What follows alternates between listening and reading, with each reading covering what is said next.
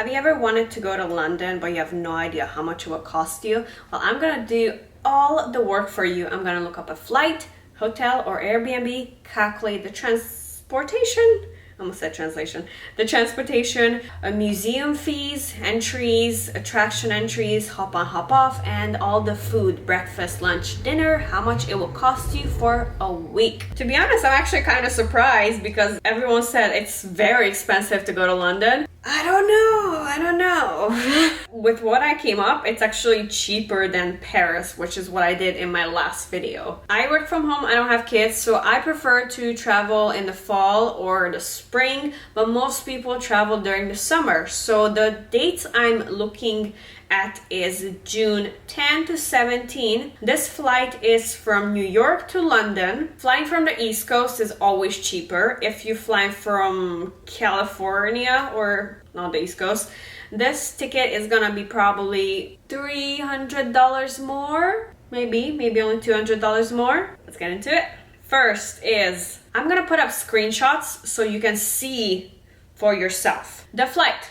The very first flight that came up was the cheapest, $709, but 18-hour layover. That's a whole day. I am wasting a whole day on layover. No way. I'd rather pay a little more. The flight I selected is the middle one. Came out to $911.65, and it arrives to London on the same day, and it's non-stop. So I'm not wasting any time. Here you can see it's leaving at almost 8 a.m. from New York and arriving at 7:35 p.m. in London. So it arrives at night. You go to your hotel, you check in, and you can pop out to get some quick bite for dinner if you like. If you're not hungry, you can just take a shower and go to sleep and start fresh the next day. So you only travel during one day, which is time saving. Here's the total. So the flight itself was only $351 and the taxes and fees were $560. So under $1,000, that's really good for a summer flight. I found this cute little map drawing which kind of shows you where are the main attractions are, and I wanted to stay near Big Ben. That was a little pricey. Here are my hotel options for around Big Ben. Big Ben is just right on the bottom in the middle next to the river. You can kind of like see what the prices are for the hotels, but we're gonna look for the cheapest one. I found this Point A Hotel. It's actually across the river, but it's only $148 per night, and it looks very clean, very modern. It's a little bit small, but compared to the other hotels' prices, this is very cheap. If you spend less on hotel, you can spend more on food or transportation.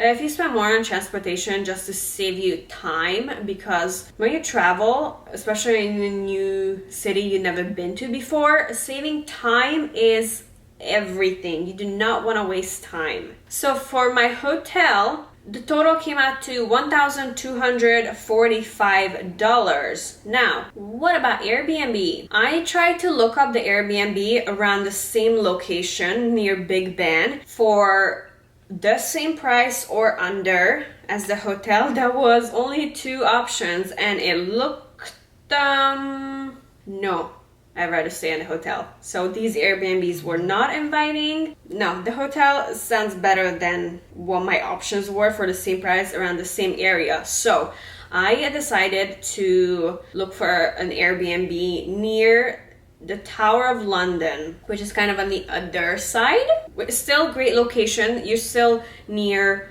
different attractions. So my Airbnb that I found, it's very clean, kind of minimalistic, which I like.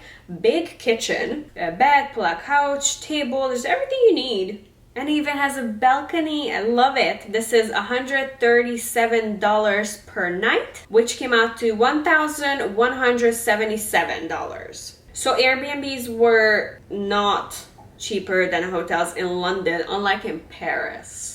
In Paris, for the same price, as a hotel. I found some really nice Airbnbs, but I ended up going with something cheaper, which was also equally very, very nice.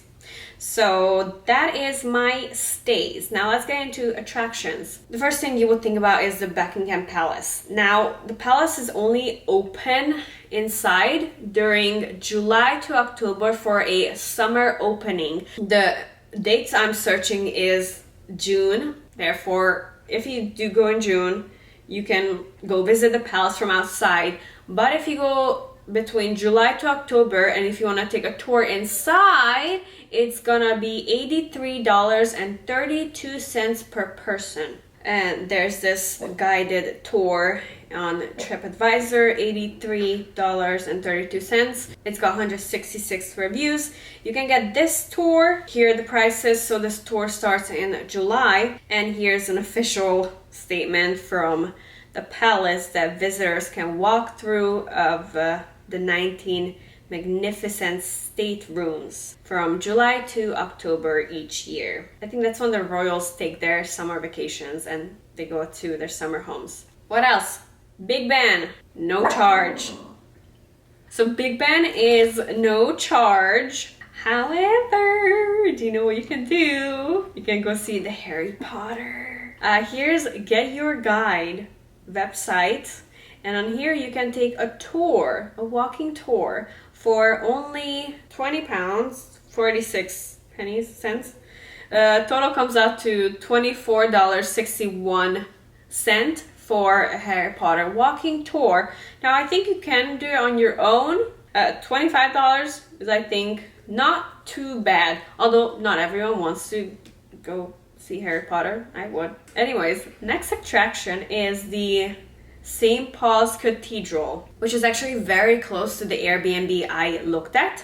So the entry is from 8:30 a.m. to 4 p.m. on weekdays and Saturday. However, tourists are not allowed to go inside during Sunday prayers. You can go inside on your own, but if you want a tour inside, a sightseeing tour, you can get it for £23, which is $27.66. The British Museum, free entry, open from 10 a.m. to 5 p.m. Victoria and Albert Museum, free entry, open from 10 a.m. to 5:45. There's a lot of museums you can go check out if you like to go to museums. Let's see the transportation. Like in Paris, there's also Hop on Hop off, same company, Big Bus. They also have an app with live bus arrival time. And for this, like in Paris, there are different options you can choose from. So we have the 1 day or 2 days or 3 days or a night tour. I go for the cheapest one, the 1 day tour, because I think in 1 day you can get a lot done. However, there's actually 3 different routes, and I don't think you can do all 3 at the same day. So maybe it would be better to get a 2-day ticket, because the good thing about Hop on Hop off is that it can kind of like take you to places where you want to go without having to figure out how to get there. And it's definitely gonna be cheaper than a taxi or a cab. €36.90 for a whole day, which is $44.38, about the same price or even less than it will cost you if you wanted to do multiple rides on Uber in 1 day. So getting a Hop on Hop off ticket for 1 day is probably your best financial option to get around very easily. And like I said, you don't really have to think about how to get to all these locations. And from what I can see, the red route takes you to all the main attractions. Or you can take the subway, the tube. I'm not gonna lie, it's a lot. There's so much going on. I think there's more going on than in Thailand. So here's a map of the subway, the tube system. So for a single, I was actually kind of having a hard time with the transportations, because most of the things I looked up, it kept telling me about the Oyster card. I'm gonna talk about the Oyster card, but finding the actual price for a single ride for the subway, the tube, it seems like it's £6.30, which is $7.58 for a single ride. That sounds insane.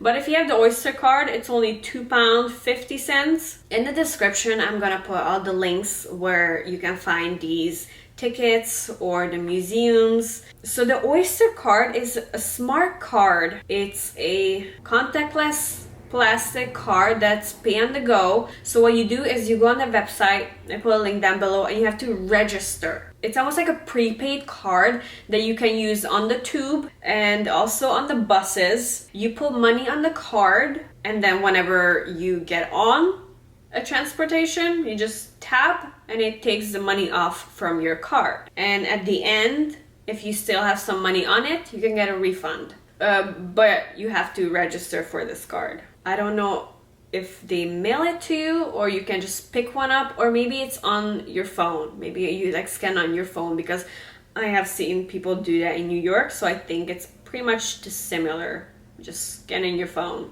Anyways, let's get to the food, which is what I spend most of my money on. In these videos, I'm not gonna be putting on the price, how much you're gonna spend on souvenirs, clothes, candy to take home, which is what I do. That's completely up to you, whatever your budget is. Some people don't buy souvenirs, some people buy a lot of souvenirs, so it's really up to you. All right, so what I did is I went to look for different restaurants, breakfast, lunch, and dinner places, and I compared the prices, and then we're gonna come up with an average day spent on food. In Paris, I would do pastry for breakfast, which is always gonna be cheaper than actually like regular breakfast, like pancakes, sausage, and all that. But in England, you have to do at least once a full English breakfast, which is gonna cost you more than a single or two pastry, but it's gonna be worth it. You don't have to eat it every single day. So the prices I come up with, it balances each other out. Like some days you spend less, other days you spend more, which is okay because yesterday you spent less. So you kind of balance out your prices. So I found Kennington Lane Cafe. It looks really good. It has 5 stars. 5 stars? It must be amazing. So have to come here. A full breakfast, £9.35, which came out to $11.24 for a full breakfast. You get everything. You get eggs, beans, ham, sausage, and tomatoes. That sounds so good right now. For a single coffee, it's £1.50, which is $1.80. Now let's see a different breakfast option. Exmouth Coffee Co. I want to eat everything here, and the prices here are so good. So I found some pictures that would show you the price. On this picture you can see a triangle pastry, which is only £2.20, but everything else behind it looks so good too. In the back I can see apple crumble, £2.60, which is $3.13. So let's say if your pastry is $3 and your coffee is $2, that's only $5 for breakfast. So worth it. Definitely gonna be cheaper than if you were paying breakfast at a hotel. Or you can go with the pie slice. Pie slice in the back is £3.50, which is $4.21. I was kind of having a hard time finding a coffee price. For some reason, people always post the food pictures and hardly ever the prices. But on the top, I can kind of see that espresso is $1.90, flat white $2.60, a latte $2.60, cappuccino $2.60, mocha $2.90. Cappuccino $2.60, that's $3.13. So on an average breakfast per day is gonna be around £12, because what if you want 2 pastries, not just one? It's pretty cheap. It's definitely cheaper than in Starbucks here. So you might as well get 2 pastries and a coffee, or like 1 plate of breakfast and a coffee, or if not coffee, then a juice. So on average, it's 12 pounds per day, which is $14.43. That times 7 days comes out to $101.01. $100 for breakfast for a week. Not too bad. Like I said, some days can be cheaper. So around $100 for breakfast for a week. Lunch, fish and chips, of course. And I think the best, it said that it was nominated the second best fish and chip place on TripAdvisor. Fish Critique. Oh my god, it looks so good. So good. So over here on this screenshot, you will see the type of fish. Take savories, burgers no, because I'm here for the fish. So you can kind of see the price. If you choose cod, it's $6.95. Calamari rings, $6.95, pretty good. And then I found a picture of a receipt. So this person ordered 2 cod plates, fish and chips, which was $25.90. Half that for one plate, it's gonna come out to £12.95, which is $15.58. So about $16 a fish and chips plate. I'm sure you can find cheaper ones. I kind of just looked at the good reviews, and this one had good reviews. All right, let's see another option for lunch. Falafel, magic falafel, also 5 stars. So it must be good. Let's eat here. Here are some of their menus. Falafel pita, $9.50, which is $11.43. That's really good. And it's a big pita bread that you're gonna be full for lunch. And then maybe you order a beer with it. So I calculated that on average per lunch, I would spend 14 pounds, which is $16.84. That times 7 is $117.88 for 7 days just for lunch. That's pretty good pricing. Like I said, some days can be cheaper, some days can be a little more. So on average. Now these are all if you're eating out. Dinner. I found Goddard's at Greenwich. It was actually kind of hard to find actually English food because there were so many pizza options. There's pizza, over and over and over and over and over again. Or Indian. I am gonna put Indian in here on a different day because Indian is very well known to be really good in England because there's a lot of Indian. So there's really good Indian food in England. I'm definitely gonna be putting that in here. But I do not want to eat pizza in England. I can do that at home. English food. I found this restaurant and I really like the prices for it. Now, for one dinner, I chose 2 pies. They're pretty cheap.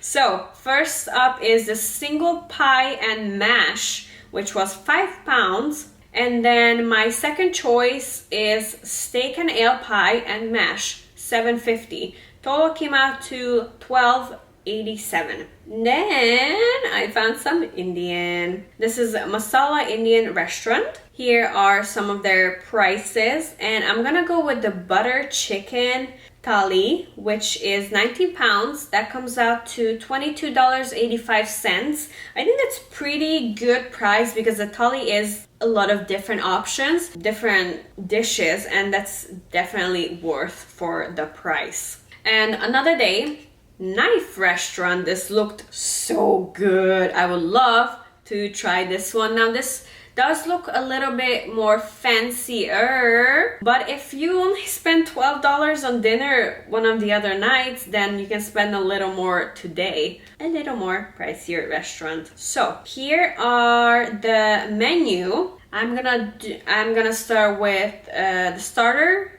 braised blue-gray rib flop for 12 pounds, which is $14.43. And then for my main, blue-gray sirloin for 36 pounds, which is $43.30. American prices, but this is a more pricier restaurant. You can find a lot of cheaper places, but like I said, if you eat a little bit of something cheaper for the last 2 days for dinner, you can add that price that you saved onto one really nice restaurant. It's not the nicest one that I found, but I think this was like a budget friendly, about $50 for some dollars for this one dinner. If you want, you can eat at these restaurants every single day. That's totally fine. But most people do not go to fancy restaurants every single day. Assuming average day spent on dinner is gonna be 46 pounds, which is $55.33. In this daily price, I'm kind of also putting in cocktails or beer. That comes out to $387.31 on dinner per week. The total on food is $606.20. Breakfast, lunch, and dinner. And we've come to the end of the video. The total price, if you travel to London for a week and you stay in a hotel, it's gonna cost you $2,831.84. If you stay in an Airbnb, it's gonna cost you $2,763.84. So about $100 difference. Is it worth it? On Airbnb, you get privacy, you get more room, more freedom, kind of. But in a hotel, you get room service. You get your bed made every day if you want. It is usually smaller, but that's pretty much it. Not a big difference, but I did find like pretty cheap hotel compared to most of the other prices. But I think under $3,000 for a week in London is really good. Like I said, you can spend less on food or maybe less on transportation. Maybe you have a friend there who can drive you around, then you would definitely save on transportation. And these are summer prices. So if you go during the fall or spring, your hotel and your flight is gonna be cheaper, a couple $100 cheaper total. So I hope you like this video. Let me know, around 2,800, is that too much or just the right amount for a week in London?